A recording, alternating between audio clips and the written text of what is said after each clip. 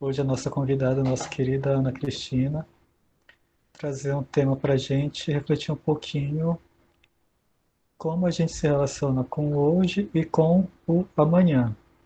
Ante o futuro, qual a nossa posição? Qual o nosso proceder, não é? E para isso a gente vai iniciar, ou seguir, melhor dizendo, fazendo a nossa leitura da mensagem inicial e logo em seguida a nossa prece. E aí então passando a voz para a Ana Cristina. Um minutinho enquanto a gente compartilha a tela.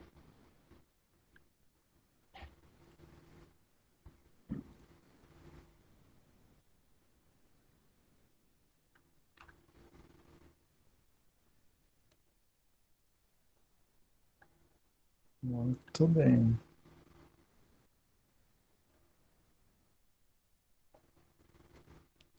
Pronto. Creio que já apareceu para vocês, né? Está aparecendo. Certo.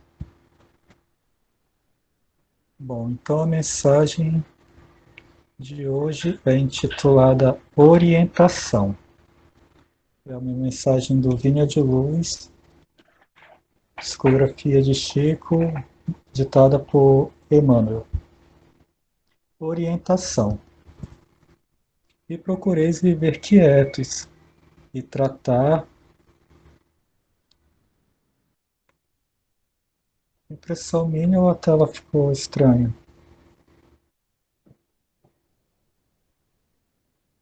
Ficou. Tem alguém apresentando, né? Deixa eu aqui. Eu acho que é o Pronto, Moisés. pronto.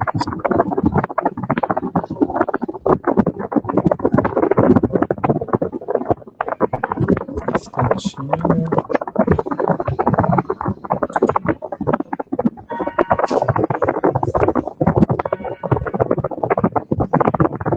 Pronto, agora eu acho que pode apresentar. A tela está livre. Tá, já. Compartilhar na tela. Tirar uma janela. Ok. Pronto, pronto. Agora sim. Mensagem, orientação. E procureis viver quietos e tratar dos vossos próprios negócios e trabalhar com vossas próprias mãos, como já vô-lo temos mandado. Fala de Paulo na primeira carta aos Tessalonicenses, capítulo 4, versículo 11. A cada passo, encontramos irmãos ansiosos por orientação nova nos círculos do aprendizado evangélico. Valiosos serviços, programas excelentes de espiritualidade superior experimentam grave dilação, esperando terminem as súplicas inoportunas e reiteradas daqueles que se descuidam dos compromissos assumidos. Assim nos pronunciamos diante de quantos se propõem servir a Jesus sinceramente, porque, indiscutivelmente, as diretrizes cristãs permanecem traçadas de há muito, esperando mãos operosas que as caracterizem, que as concretizem com firmeza. Procure cada discípulo manter opinião de paz relativa a que o Mestre lhe concedeu. Cuide cada qual dos negócios que lhe dizem respeito e trabalhe com as mãos com que nasceu, na conquista de expressões superiores da vida, e construirá elevada residência espiritual para si mesmo. Aquele que conserva a harmonia ao preço do bem infatigável atende aos desígnios do Senhor no círculo dos compromissos individuais e da família humana. O que cuida dos próprios negócios desincumbe-se retamente das obrigações sociais, sem ser pesado aos interesses alheios. E o que trabalha com as próprias mãos encontra o luminoso caminho da eternidade gloriosa. Antes de buscares, pois, qualquer orientação junto de amigos encarnados ou desencarnados, não te esqueças de verificar se já atendeste a isso. Mensagem no Vinha de Luz, por Emmanuel, psicografia de Chico Xavier.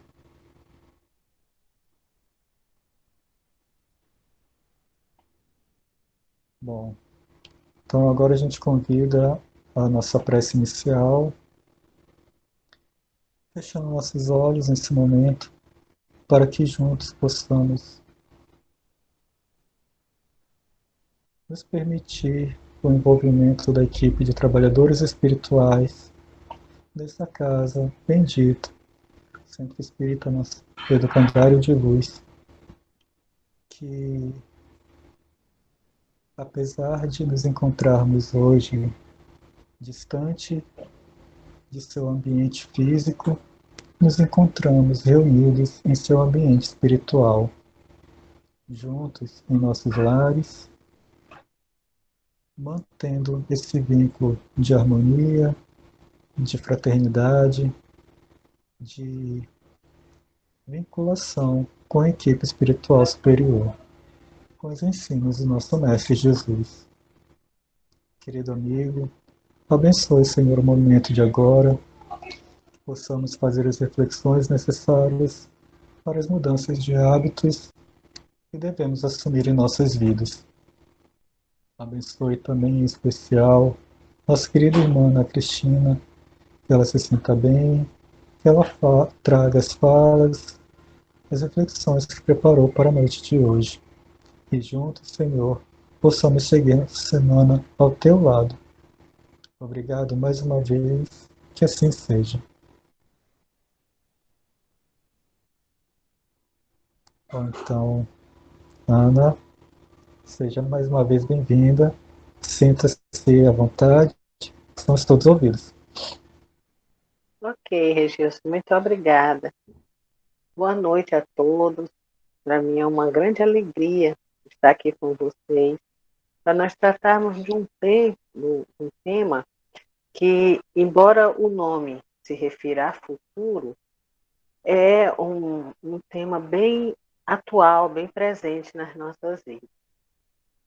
Então, esse tema está no livro Estudando o Evangelho, de Martim Peralva, e o capítulo é o 28. Então, eu peguei alguns parágrafos, né, para que nós fôssemos refletindo. Também pesquisei nas obras de Kardec, para que nós pudéssemos achar uma conclusão, né, uma explicação mais assim racional, como diria Kardec, né, para o que nós vamos estudar. Então, o tema é ante ao futuro.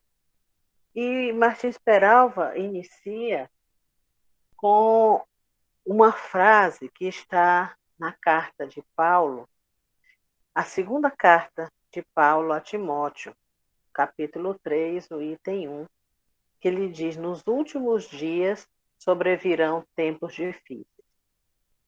Fiquei refletindo nessa frase e lembrando que as cartas de Paulo foram escritas há mais de 2000 anos.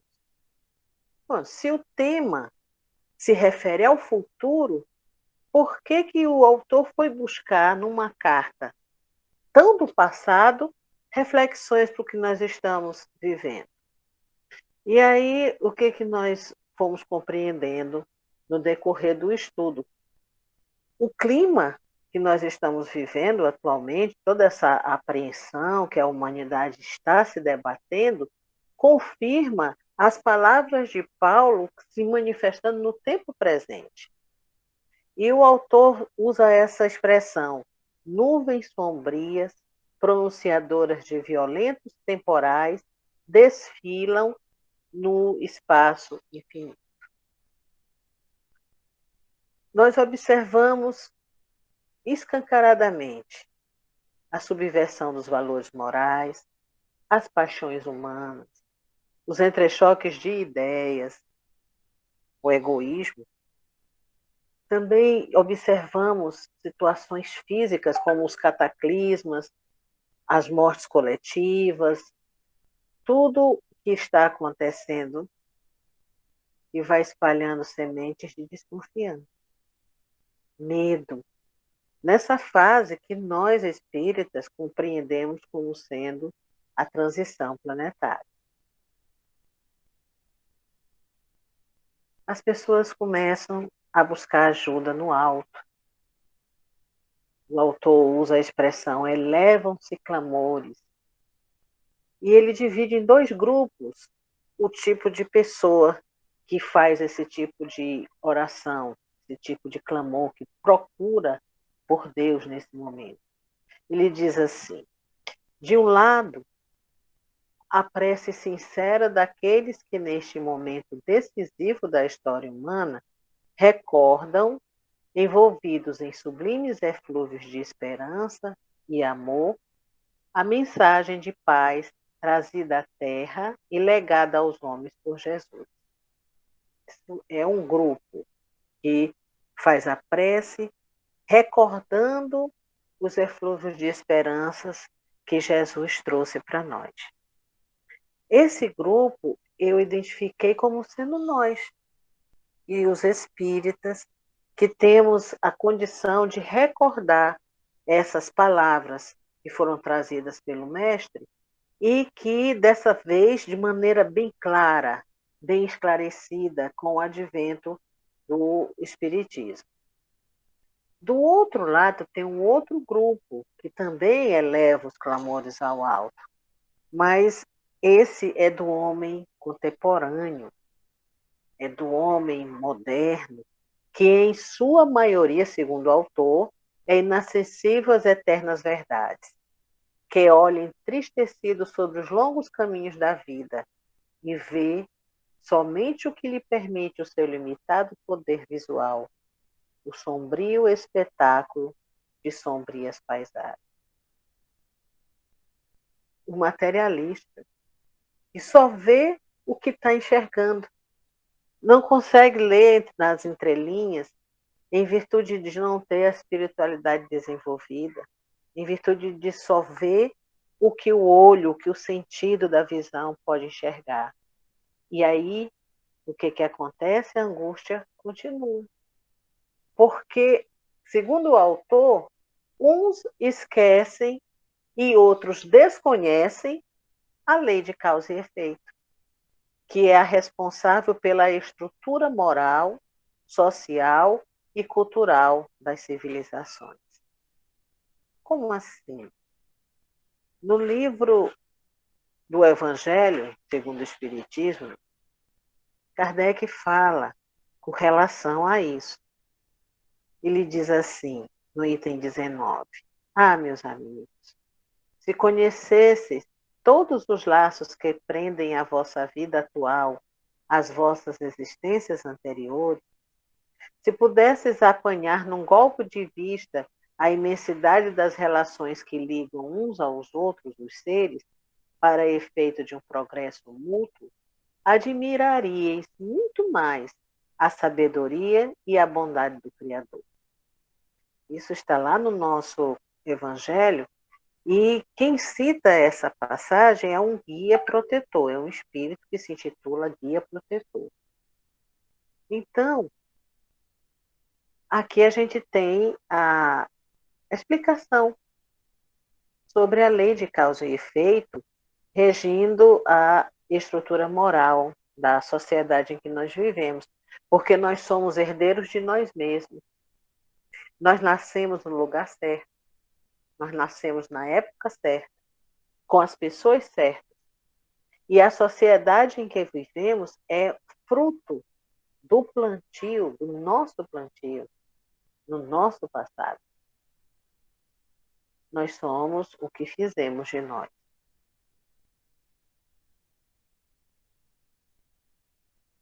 O que acontece então? Vendo somente o que lhe permite os olhos carnais, a mente do homem moderno, meditando e pensando, emaranha-se no abismo das cogitações filosóficas e religiosas. E nesse labirinto especulativo começa a descrer de tudo, vacila e estremece. O autor vem nos chamar a atenção com relação às cogitações filosóficas daqueles que hoje em dia não conseguem mais acreditar em um Deus que desde a Idade Média vem sendo apresentado, né, de uma forma que sempre entra em contradição com a justiça. Então, eles só conseguem ver, né, pelo fato de ser a maioria esmagadora ser materialista ou descrente, eles só conseguem ver com os olhos carnais, né? E aí eles começam a cogitar filosoficamente, como começou desde o século XIX, né, com o iluminismo. E nesse momento de apreensão, qual é o pensamento? O que vai acontecer depois da morte? O que vai acontecer? O que está acontecendo com todas essas pessoas que estão desencarnando nesse momento? Por que está acontecendo isso? Deus está com raiva da humanidade, Deus está castigando, está punindo o planeta, as pessoas do planeta e o planeta também, porque nós temos observado os tsunamis, nós temos observado os terremotos, nós temos observado diversos cataclismos, os desastres, as catástrofes, né? Os desastres coletivos. E aí se perde nesse, como ele fala aqui, no labirinto especulativo. O que vai encontrar depois da morte? Para onde vai? Tudo acaba? Existe um céu? Existe um inferno? Como é que é? E, mediante toda essa situação, o medo cresce. Nós temos ouvido relato, lido, né, em livros que estão sendo apresentados atualmente, que muitas pessoas estão desencarnando mais por medo do que pela própria situação que está passando, por causa do psiquismo, né, com a contribuição da espiritualidade, que aproveita a oportunidade por sintonia e se aproxima, e aproveita para colocar em dias as suas vinganças, como nós espíritas já conhecemos.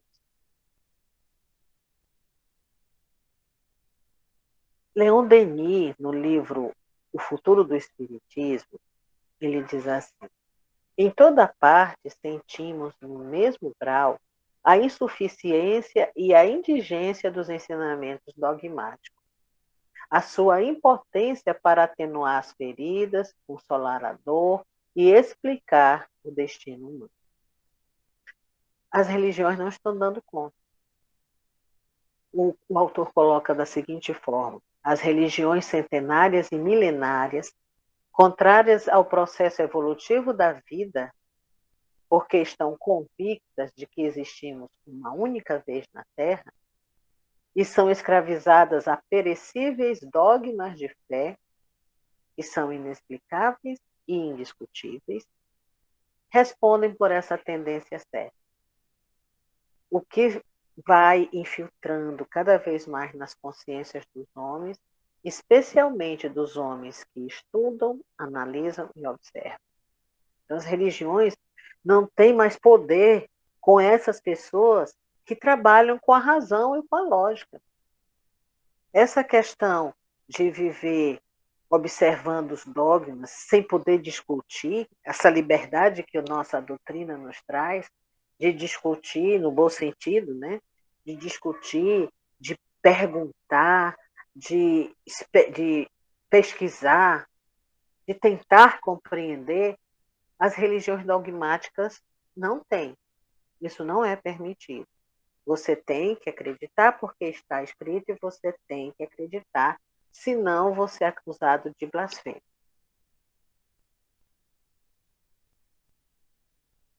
No capítulo 1 do Evangelho segundo o Espiritismo, Kardec, num comentário sobre a ciência e a religião, nos diz a seguinte passagem, a seguinte frase, o seguinte comentário, que é um pouco grande, ele diz assim: chegaram os tempos em que os ensinamentos do Cristo têm de ser completados, em que a ciência, deixando de ser exclusivamente materialista, e a religião, deixando de ignorar as leis orgânicas e imutáveis da matéria, se prestarão mútuo concurso.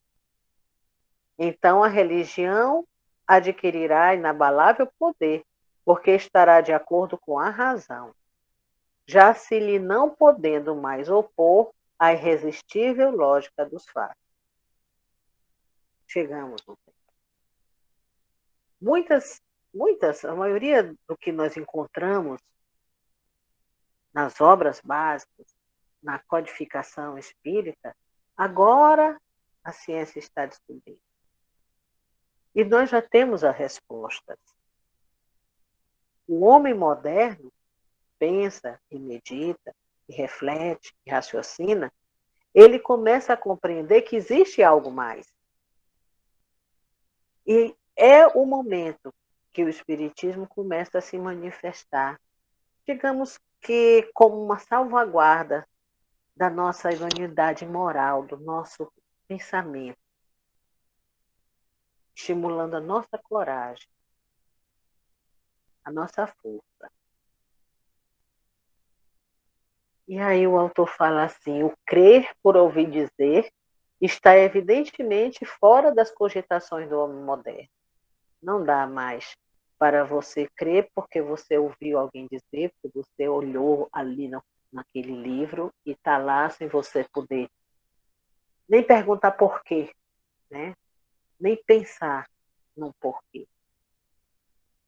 Em A Gênese, no capítulo 17, no item 32, Kardec diz um comentário sobre essa situação do homem racional. No estado atual da opinião e dos conhecimentos que nós temos, a religião que terá de congregar um dia todos os homens sob o mesmo estandarte será a que melhor satisfaça a razão e que não seja em nenhum ponto desmentida pela ciência positiva. Aquela que não for nem exclusivista, nem intolerante, que for emancipadora da inteligência, com o não admitir senão a fé racional. Então ele está aí mostrando para nós que no momento atual, Paulo disse que nos últimos tempos seriam tempos difíceis. E nós já estamos no futuro do que Paulo falou, que no tempo atual os tempos estão difíceis para aqueles que não têm o raciocínio clareado, esclarecido.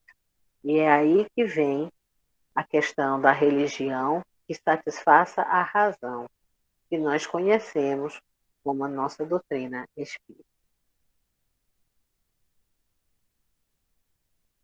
No próprio Evangelho, ele responde também ele confirma, né, o que ele mencionou anteriormente. O Espiritismo é a chave com auxílio do qual tudo se explica de modo fácil. Nada ensina em contrário ao que ensinou o Cristo, mas desenvolve, completa e explica, em termos claros e para toda a gente, o que foi dito apenas sob forma alegórica. Então, tudo que Jesus falava em parábolas, já compreendendo que muitas coisas iriam ser enxertadas, né, pela falta de compreensão dos seus mandamentos. Agora chegou o Espiritismo e tirou o véu. E nós conseguimos entender o que Jesus queria dizer em determinadas situações.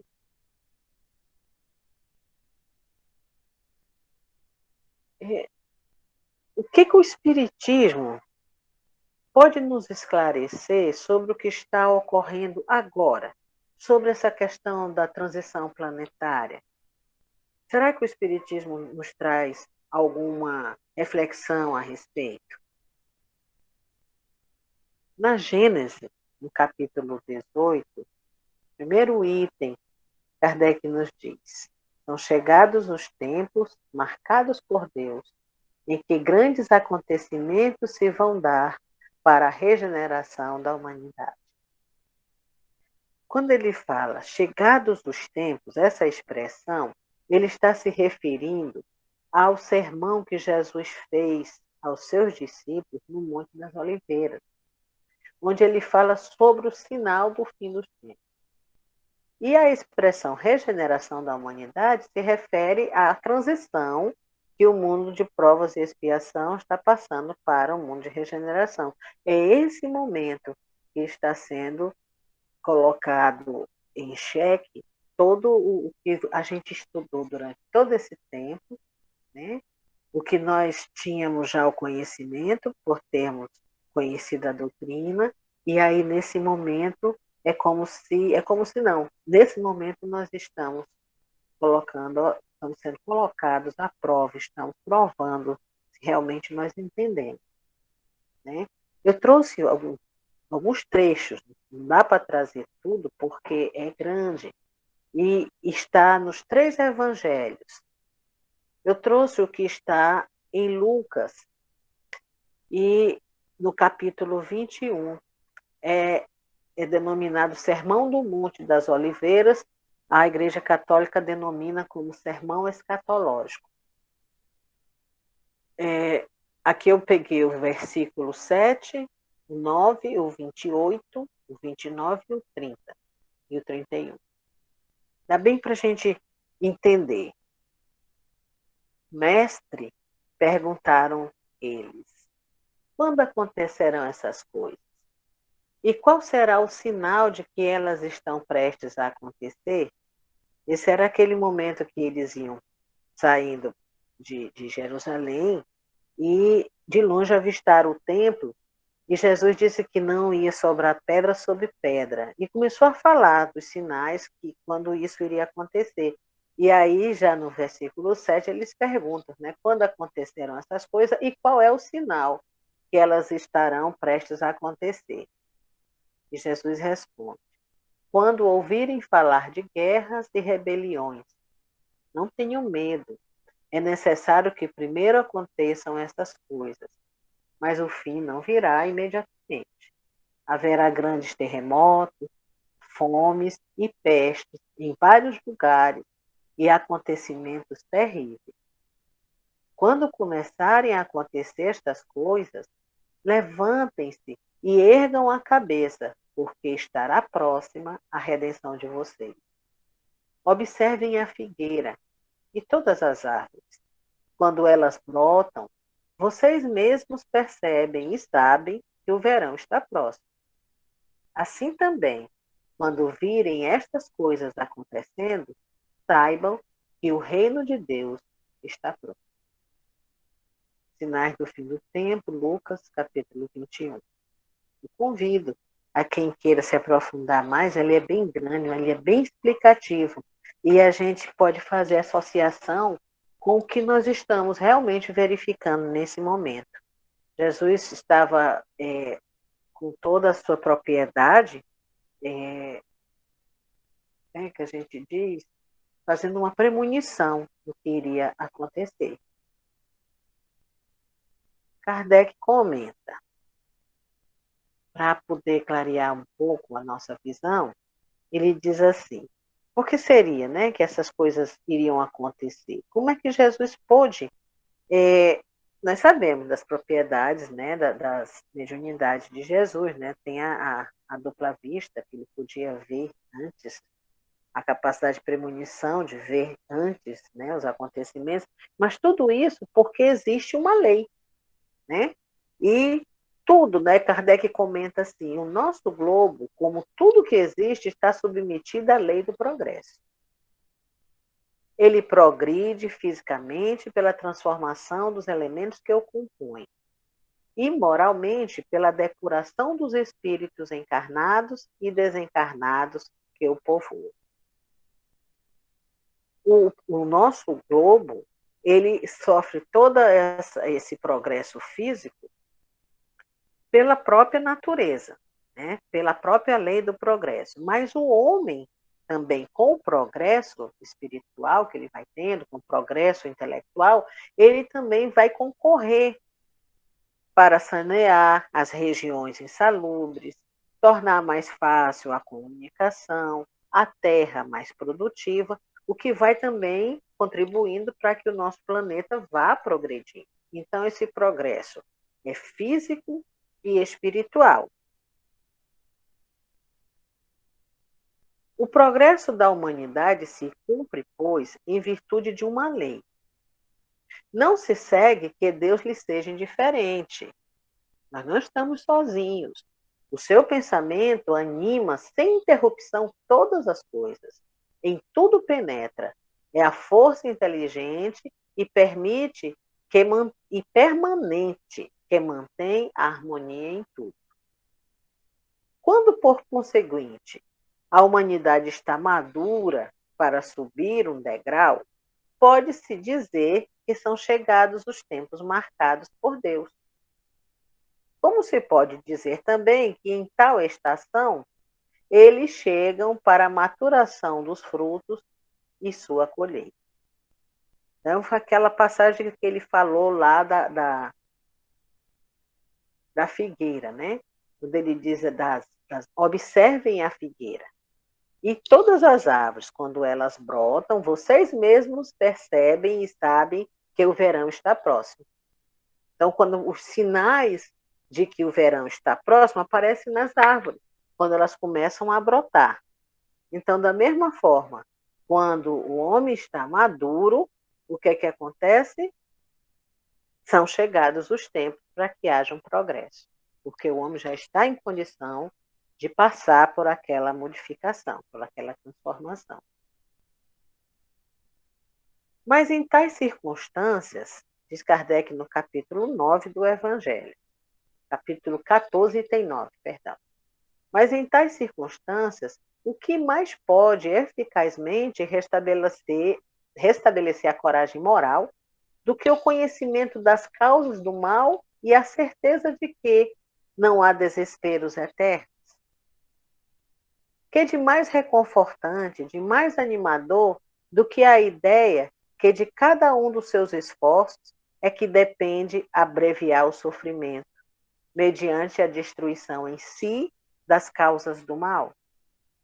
Para isso, porém, preciso se faz que o homem não retenha na terra o olhar e só veja uma existência que se eleve a pairar no infinito do passado e do futuro. Então, aqui é aquela questão que nós estávamos comentando anteriormente.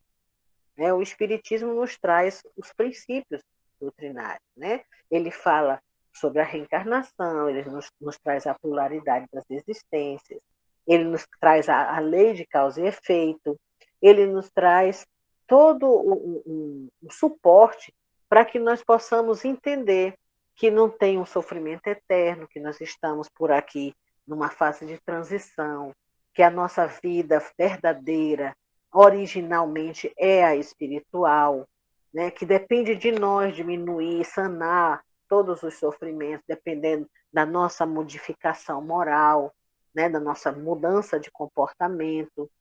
E aí, quem traz isso tudo para nós é a doutrina espírita. Ele diz aqui a questão do Consolador, que ele traz a consolação suprema aos deserdados da terra, atribuindo uma causa justa e um fim útil a todas as dores. A importância das vicissitudes terrenas some-se no vasto e esplêndido horizonte que o Espiritismo faz descortinar. E a perspectiva da felicidade que o espera lhe dá paciência, lhe dá resignação e coragem de ir até o termo do caminho. Então, nós que já conhecemos a doutrina, nós conseguimos compreender que há tudo um porquê, que não estamos sozinhos, que depende muito de nós a maneira como nós estamos encarando tudo isso, e que Jesus está no comando de tudo. Né? Quando Jesus falou no sermão que quando começasse a acontecer esses sinais, que nós erguêssemos a nossa cabeça, porque estava chegando o momento da nossa regeneração. E Kardec diz, né, que quando nós já estivéssemos maduros, é que os tempos estariam chegados, né, que chegaria o tempo. Então nós estamos passando por tudo isso. E com certeza confirmando o que Jesus colocou no sermão e confirmando que Kardec também nos orientou nas suas obras básicas. Então, meus amigos, já chegando para uma conclusão, o que eu quero dizer para todos nós é que nós continuemos confiantes, porque o nosso futuro depende de nós, né? Nós sabemos que a nossa condição física ela tem tudo a ver com a nossa condição espiritual. E o Espiritismo nos dá os subsídios necessários para que nós possamos ter essa coragem moral que os Espíritos nos conclamam. Então, eu quero agradecer a minha presença aí com vocês, o convite que me foi feito, e pedir que nós tenhamos esperança, que nós não percamos essa filha da fé, a esperança. Porque, com certeza, o discernimento divino, ele está tomando as decisões corretas, no tempo correto.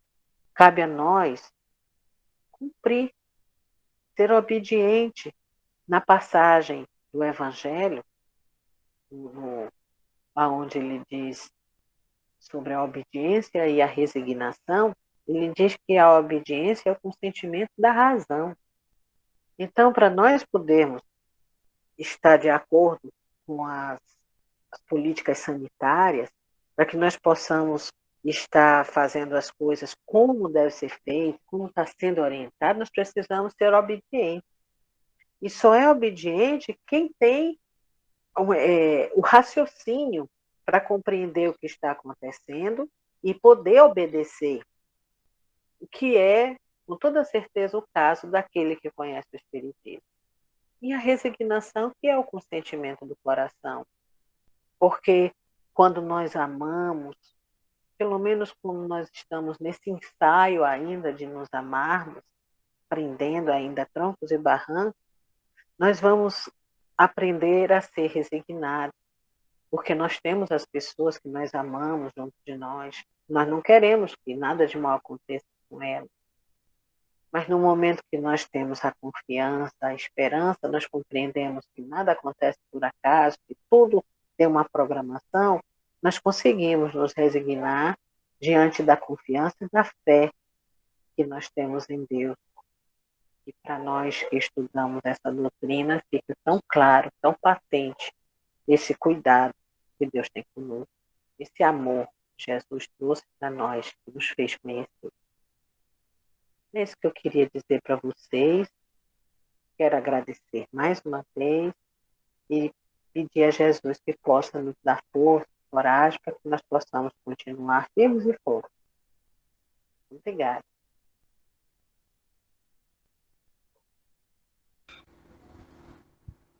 Obrigado, Ana. E eu acredito que é isso, né? Que a gente vem buscado fortalecer a cada dia mais a nossa fé, a nossa confiança, essa segurança de que as coisas acontecem com essa orientação divina, que a gente não está solto. Então, essa busca, esse fortalecimento da nossa fé que a gente faz a cada semana, cada domingo que a gente se reúne aqui, é essencial para a gente manter a nossa saúde espiritual mesmo, né? Muito obrigado. E a gente, então, convida nesse momento para a nossa prece. Que a prece, que a gente possa pensar também na prece como mais essa ferramenta, como mais esse mecanismo que a gente tem para fortalecer um pouquinho mais para dar esse apoio um pouquinho mais para a gente mesmo. E hoje que nós estamos dentro de casa, os nossos próprios lares, né? Criar essa ambiência, essa atmosfera, não só pela gente, por aqueles que estão ao nosso lado e por aquelas pessoas também que são conhecidos, são amigos, são pessoas queridas nossas que passam de repente por alguma situação de debilidade física, da saúde, que a gente possa também pensar nessas pessoas nesse momento e envolvê-las na nossa prece de agora, assim como todas as pessoas que estão passando por dificuldades. Então, que a gente possa, nesse momento, fazer essa vibração. Então, juntos, a gente convida para que, fechando os nossos olhos, possamos nos vincular mais uma vez a equipe espiritual, oferecendo as nossas melhores energias, essas vibrações positivas, lembrar de quem é querido a cada um de nós que se encontre internado ou que se encontre numa condição de debilidade, possa também perceber, sentir esse nosso desejo, essa nossa energia voltada para elas. Querido amigo Jesus, amigos espirituais, sabemos que nada acontece sem a tua permissão, Deus. Te pedimos então apenas que as nossas energias, que o nosso desejo seja o do melhor para nós mesmos, para os nossos lares, para os nossos amigos, para todos, Senhor, que passam por dificuldades, seja de ordem física, questão de saúde, seja questão emocional, que eles se sintam, que nós nos sintamos mais protegidos ao teu lado. Abençoa-nos, Senhor, a todos, que a nossa semana possa sempre seguir em tua companhia, que busquemos essa fonte de energias salutares para as nossas decisões, para cada dia de nossas vidas. Mais uma vez te agradecemos, Senhor, pela oportunidade das reflexões, por termos essa doutrina, por termos o teu Evangelho. Então nos despedimos, que a nossa noite, que o nosso descanso possa refazer nossas energias. Obrigado, que assim seja.